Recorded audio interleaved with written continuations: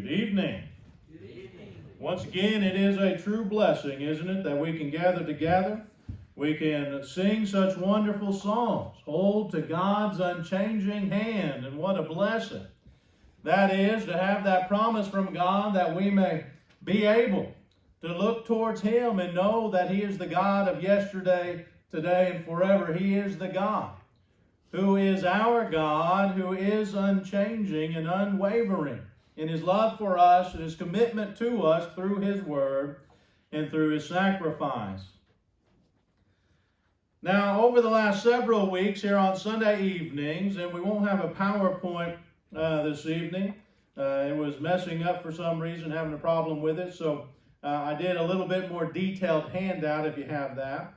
But over the last several Sunday evenings, we've been going over the book of Proverbs and looking at some lessons that we can gain or garner through that we can apply to our lives and help us make, as we began this lesson or these lessons looking at, make wise decisions. The book of Proverbs is all about how we as God's children and people in general can go to it and learn practical and wise lessons to help us out, to help us make those choices each and every day that will affect us for eternity and will have an impact on our lives while we are here on earth.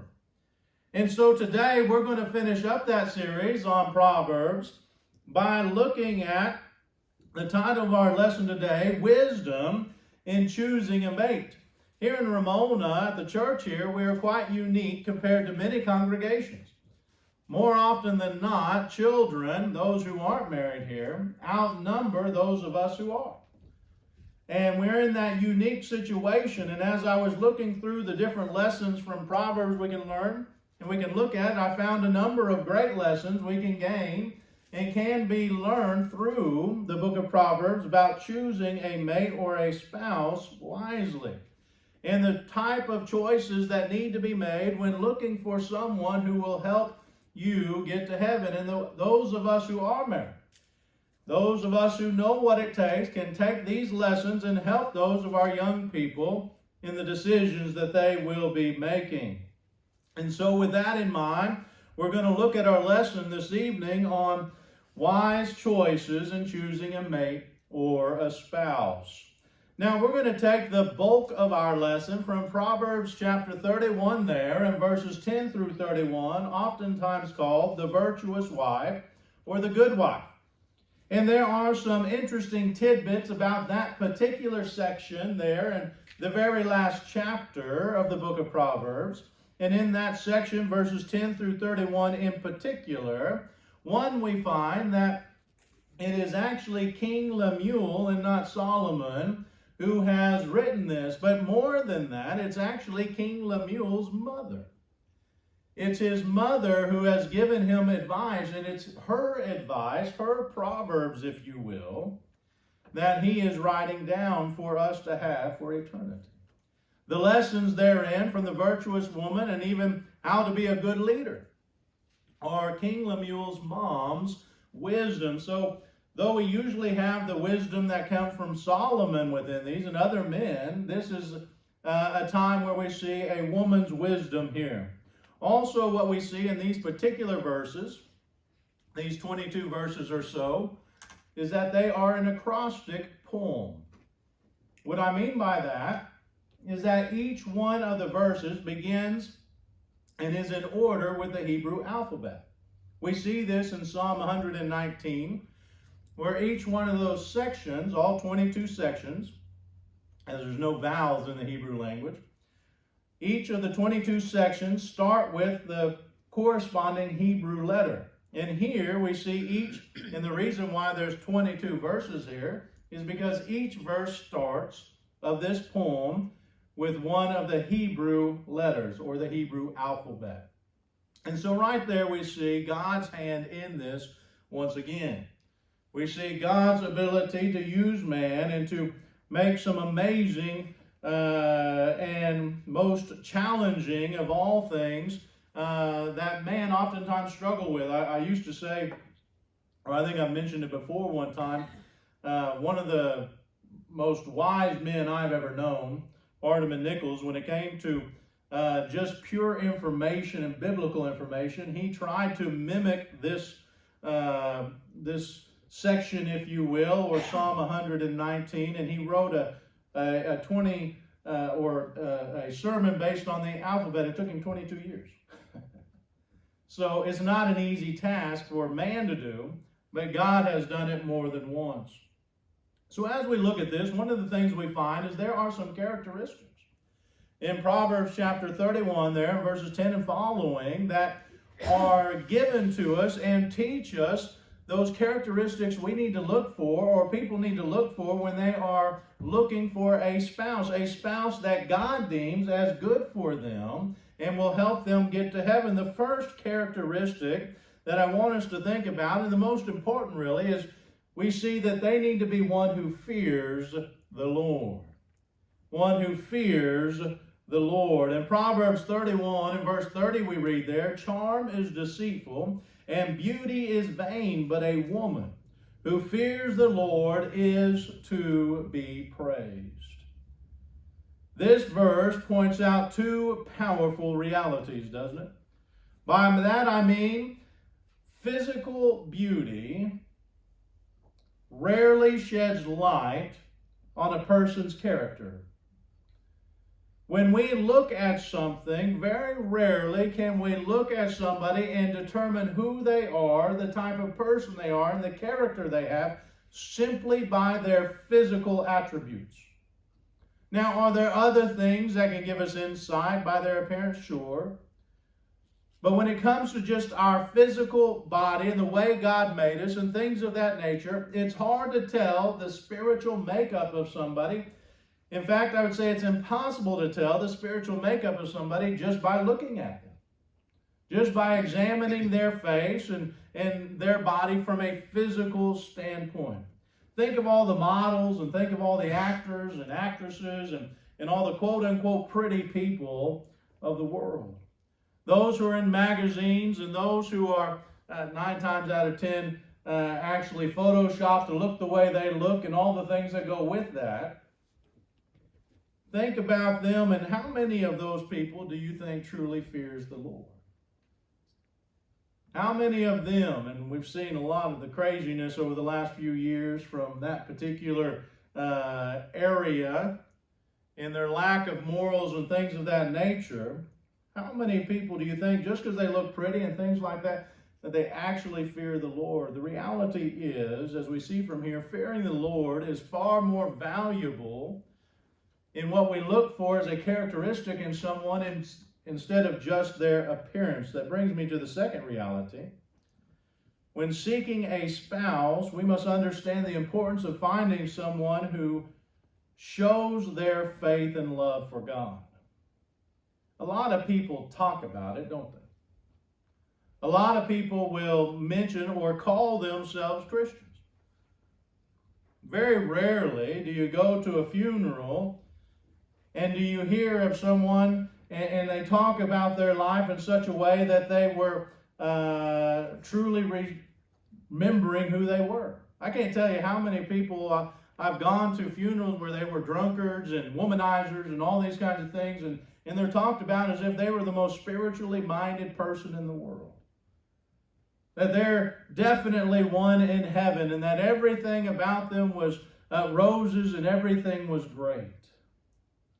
When in reality, nothing about them showed their faith or their love for God in their life. When we talk about looking for a spouse and a characteristic, one of the things that must be looked for is how they share their faith and their love for God. Paul would say in 2 Corinthians chapter 6 and verse 14, and I think one of the most important verses, when it comes to the necessity and understanding of need of marriage, he says in 2 Corinthians 6 and verse 14, do not be unequally yoked with unbelievers. For what partnership has righteousness with lawlessness, or what fellowship has light with darkness? Young people, when you are looking for a spouse, when you're looking for that one who you want to spend the rest of your life with, understand that There is no yoke greater here on earth than that between a husband and wife. And Paul says, do not be unequally yoked with those who are unbelievers. Don't marry someone who's not a Christian, who doesn't share their faith and their love for God. It's too dangerous.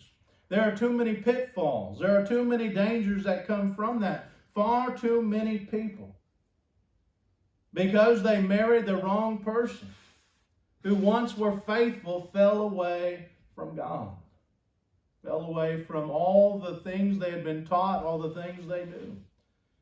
When I was in Kennedale there in Texas going to preaching school, the preacher told me that there had been a member there. This was several years before I had gotten there. And he was an older man. In fact, he was actually in his early 80s. His wife had passed away a few years before that, and he had found someone he thought he loved and all that. And she was not a Christian, was not one who shared her faith and love for God, but he married her. And before his wife had passed away, him and his wife, by all accounts, were one of the most faithful members they had had. But after marrying this lady, within 6 months, he wasn't seen anymore. He had left. He had fallen away. Someone who had been faithful and true, by all accounts, for 50, 60 years there at that congregation, now married the wrong person, became unequally yoked. When it comes to making wise choices about spouses, about a partner for life, we need to look at that person and see if they truly fear the Lord. It's more than about just the physical appearance of someone. I'm not saying we can't be attracted to someone, but that's the least important thing. Getting to heaven is the most important thing. When dating, and I'm not saying you can't date non-Christians, what I'm saying is make sure before you're ever yoked that they fear the Lord, have obeyed the gospel, and are willing to help you get to heaven and not hinder you from that. The second characteristic that we see is necessary is that of trustworthiness. You would think that would be a simple thing to consider, but the reality is far too many people, they get into a relationship and they don't really trust that person. Spouses have to be able to trust each other. It is a vital, in fact, one of the most vital parts of any relationship. Notice again what the Proverbs writer says there in 31 and verse 11. The heart of her husband trusts in her. There is a trust between them. He trusts her and she trusts him. Their relationship is built on trustworthiness. They both have that characteristic about them. On more than one occasion, I have heard a husband or a wife who have had an unfaithful spouse, someone who has cheated on them, say, I can't believe I was so stupid and didn't realize what was going on. My response has always been the same. There is nothing stupid about trusting your spouse. You should be able to trust them. There should be nothing about that relationship that leads you to think of them and not trust them. When picking a spouse,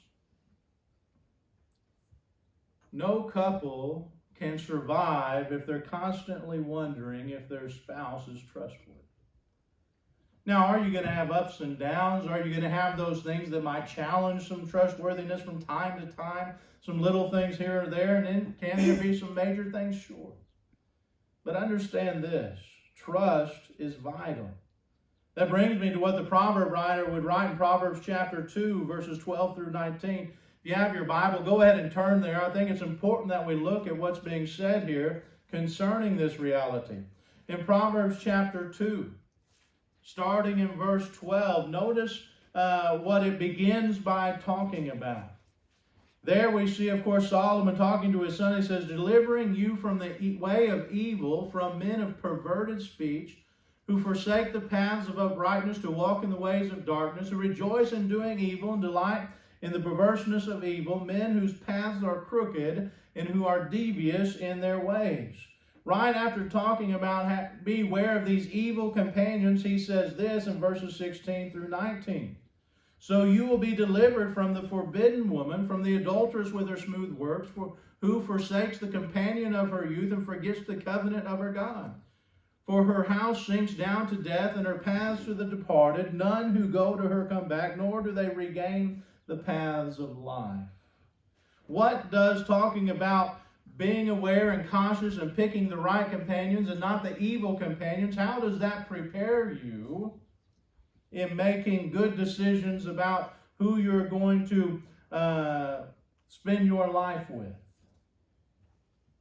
What does, in other words, avoiding evil companions have to do with a relationship between a man and a woman? It comes down to wise choices.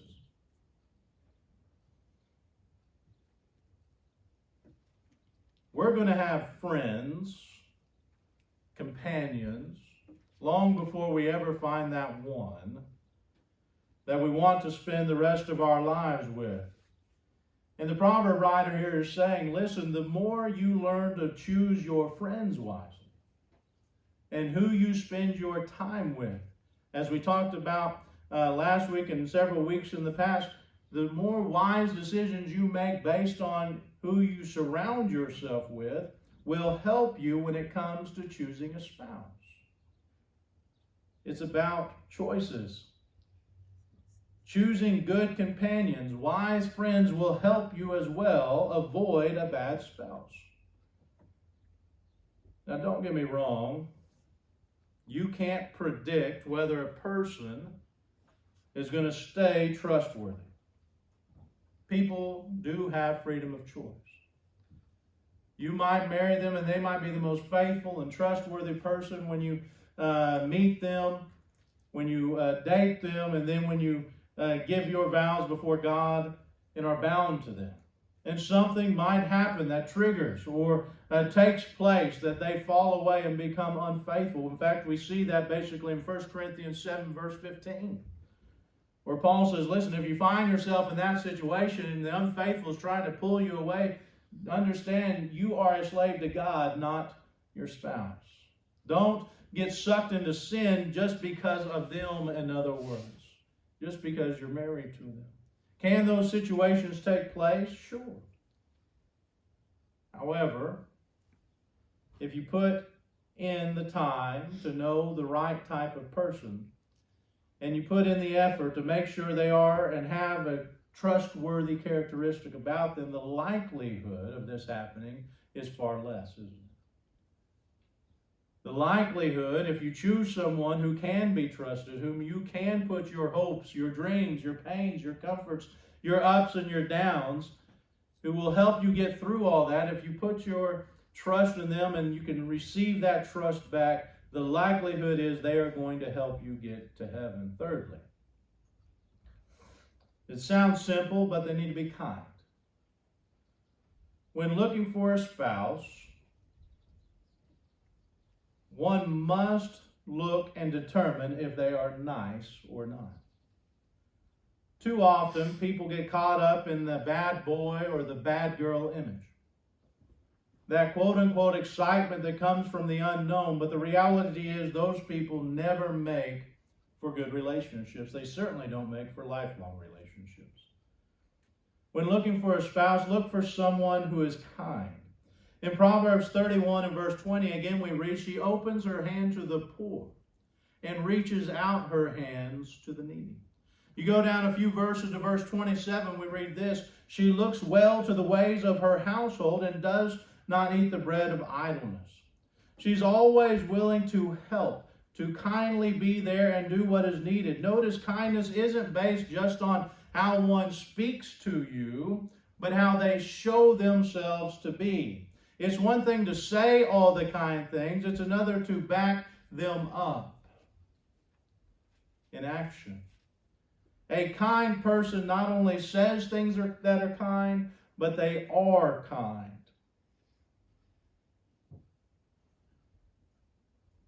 Because in reality, if you get in a relationship that is based only on contentiousness with a person who is not kind, the damage can be crippling. In Proverbs 27, verses 15 and 16, we read this, a continual dripping of a rainy day and quarrelsome wife are alike. To restrain her is to restrain the wind or to grasp oil in one's right hand. And it's not just women who can be this way, but Proverbs 20 and verse 3 says, it is an honor for a man to keep aloof from strife, but every fool will be quarreling. In other words, when you get to finding someone you want to spend your life with, make sure it's not all about arguing and contentiousness and complaining and nagging and all those kinds of things that can ruin marriages. Now, don't get me wrong. Those first few years are usually pretty tough. You're getting to learn each other's characteristics all the more.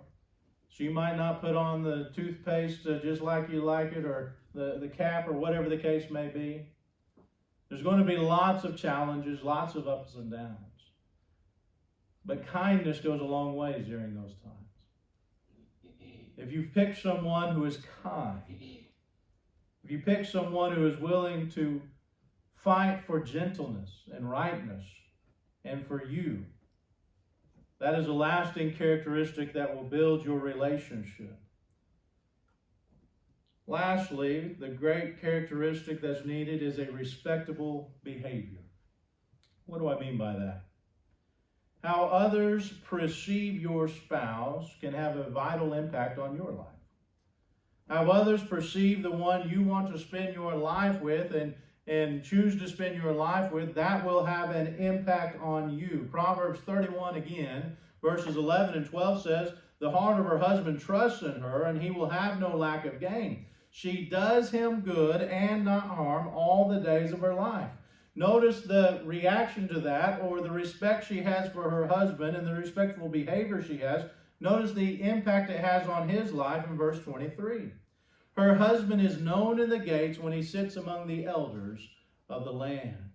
Because she is a virtuous wife, because she has respectable behavior, because she is respected by others, so too is her husband. I've said it before. I remember one time after getting in a little bit of trouble. I know it's hard to believe, but I used to get in trouble as a young lad. But I remember my dad coming up to me and he said, listen, the name Rowell, your last name reflects not just on you, but it reflects on me, and it reflects on your mom, and it reflects on your grandpa, and it reflects on your grandma, and so on and so forth. A bad name for you reflects upon all of us. Don't give the Rowell name a bad name. Your behavior reflects on all of us. What if the virtuous wife was like Hosea's wife? Do you think other people would allow him to sit in the gate and have the same respect and have the same thoughts as the virtuous wife's husband did? The type of character that you look for in a spouse will determine the type of character you will find. If you're looking for a good, a kind, a respectable, a God-fearing person, guess what you're going to find? You're going to find that. If you don't, you won't. I had a good friend one time. She was talking to a bunch of us. We were all in the youth group together, or had been in the youth group together, and we were kind of just out of that college age, or in that college age time. And she said, man, I'm sick and tired of all the guys I've been going out with. None of them are worth anything. You know, I've dated all these guys, and none of them are worthy of marriage, basically, and things of that nature. And so we all started asking, well, where are you finding these guys? You find them at the bar. I said, you grew up in the church. You really think you're going to find a good guy there? Lo and behold, about 6 months later, she calls and we're talking to her. She says, I found somebody. The same guy she married, the same guy she has kids with. Guess what? A member of the church. One who was respectable, one who was God-fearing, one who was trying to, and she wasn't at that time, obviously, strong in her faith, who helped her become faithful again. The characteristics we look for are the characteristics we will find. Before we conclude this lesson, I want us, though, to remember two more things concerning making wise choices. The first is this: wisdom is patient. Think long and hard about who you want to marry and who you want to spend the rest of your life with. In Proverbs chapter 20 and verse 25, the proverb writer says this, "It is a snare to say rashly, it is holy, and to reflect only after making vows." What's he saying there? Well, he's saying making vows to God is serious business, and it cannot be taken lightly. It can't be rashly done. It shouldn't be done flippantly. There should be thought. Thinking long and hard before one says and makes a vow before God. God Almighty. No one should rashly enter into marriage. And no one should act first and think later when it comes to the one they're going to spend their entire life with. Because lots of times, or more often than that reality and those vows get broken.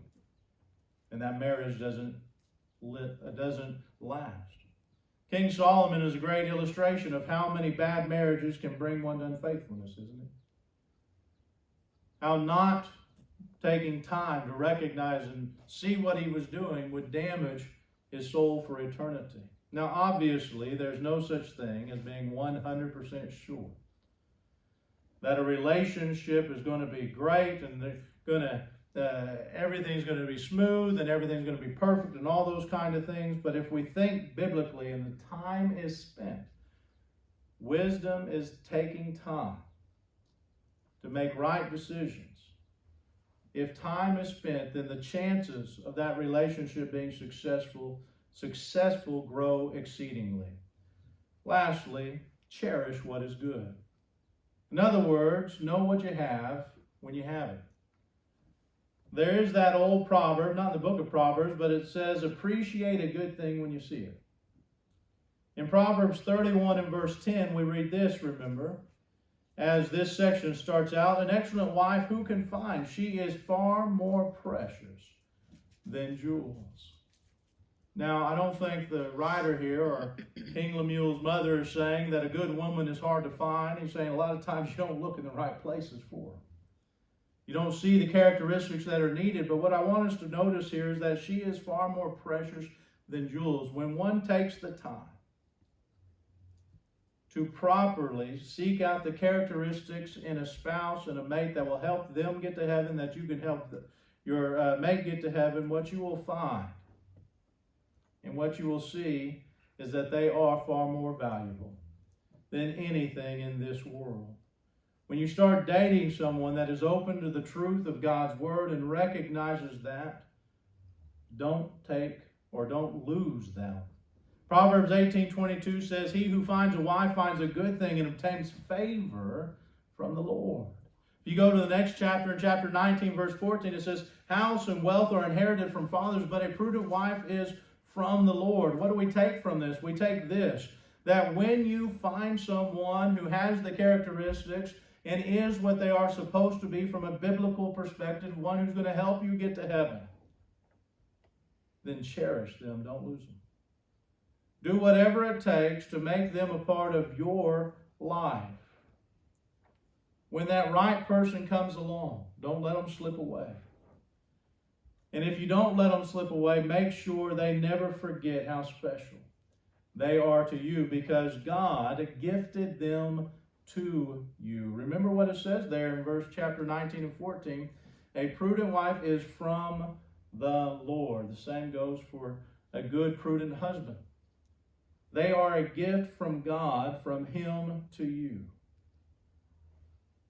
Now, I know growing up, sometimes it can seem like you'll never find that right person. It can seem like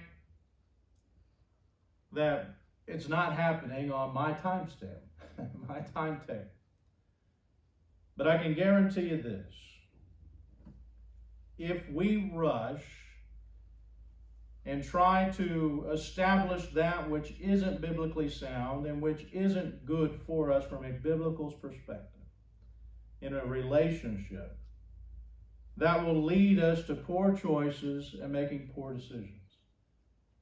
Don't rush into it. God knows what's best for you. And God knows what is needed in your life to help you get to heaven. Let God be your guide. And when God is your guide, there is a guarantee that it won't go wrong, no matter how it works out. If God is with you and God is guiding you through His Word, it will turn out right. Things will go as they should. As you reflect again on your walk with God, as you think about your life, that applies in that last statement, applies in everything, right? If God is our guide, whether it be in our work, whether it be in our play, whether it be in our relationships, whether it be in our school, whether it be whatever it is, if God is our guide, then this life, as we said this morning, is the best life we can have. It is the one that is full of most joy. It is the one that is most fulfilling. It is the one that is most complete. It is the one that is the best. Let God be your guide. And if He hasn't been recently, as you reflect upon your life, make that change. Go to Him first, repent, confess that sin. And then let us as a family, as the church here, help you in that walk. We all sin. We all mess up. We all miss the mark of righteousness. We all know what it's like to disappoint God, don't we? Let those of us who are at this moment doing well, let us as a family wrap our arms around you and help you. So if you need that tonight, you need that love, you need that encouragement, you need that strength, let us be that for you. But we can't if we don't know. So let us know as we come together now and stand and as we sing.